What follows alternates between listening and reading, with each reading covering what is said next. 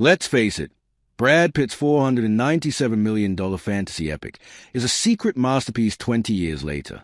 Christopher Nolan's upcoming film, The Odyssey, will be an adaptation of Homer's ancient Greek epic of the same name, which follows King Odysseus on his journey home after the Trojan War. The war itself was instead recounted in Homer's earlier epic, the Iliad, which served as a basis for the 2004 film Troy.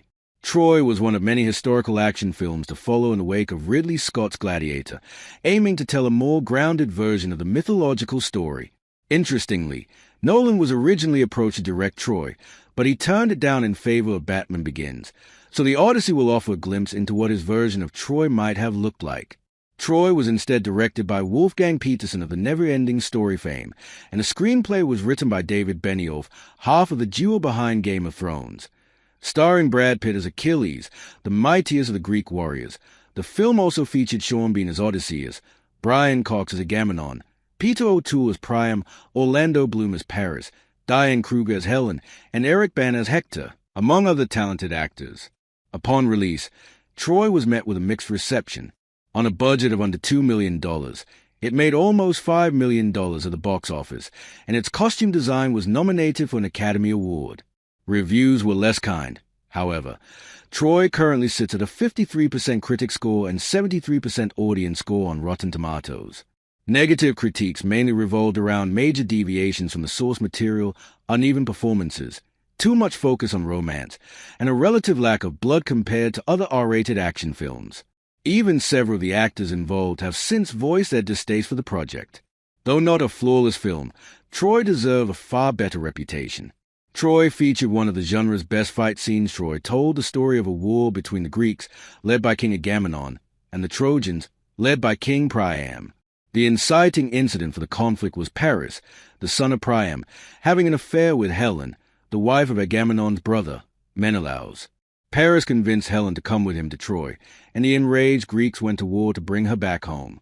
The film depicted Agamemnon as a power-hungry emperor who did not care about Menelaus or Helen, and simply used their plight as an excuse to conquer the Trojan land.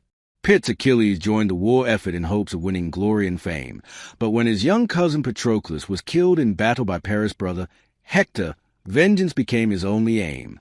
The film culminated in the sack of Troy, during which Paris killed Achilles by shooting him with several arrows, the last one striking his heel.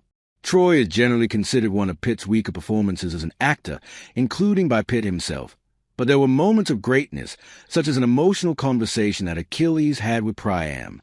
Even if Pitt's lack of interest came through at times, that worked for the character.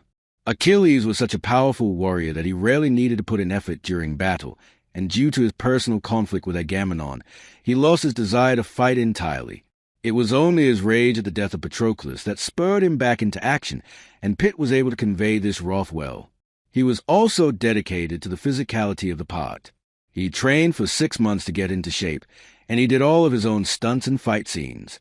Banner did the same, and Achilles' showdown against Hector is a high point of the film that even its detractors tend to praise. After Patroclus' death, Achilles wanted to claim vengeance against Hector and challenge him to a duel before the walls of Troy. Hector tried to explain that he had not intended to kill Patroclus, but Achilles would not listen to reason.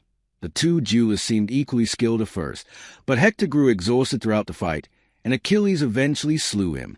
Like any good fight scene, this showdown highlighted aspect of the combatants involved. Hector fought with precise, practiced movements, while Achilles made use of unorthodox techniques like attacking while jumping or holding his weapons behind his back. His wild, unpredictable movements were difficult for Hector to counter. This tied into Achilles' sparring session with Patroclus early in the film, during which he gained the advantage by switching the hand in which he held his sword. Achilles was also more aggressive than Hector since the former was fueled by rage.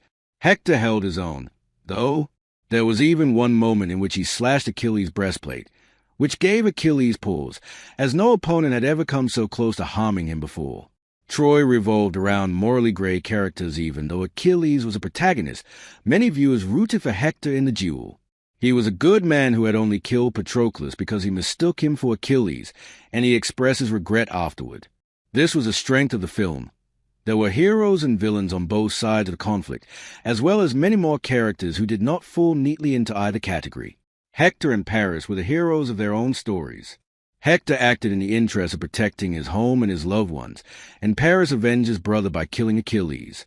Achilles' serious character flaws likewise added nuance to what could have been a straightforward revenge story. After the duel, he was still so angry about Patroclus' death that he disrespected Hector's body by dragging it behind his chariot.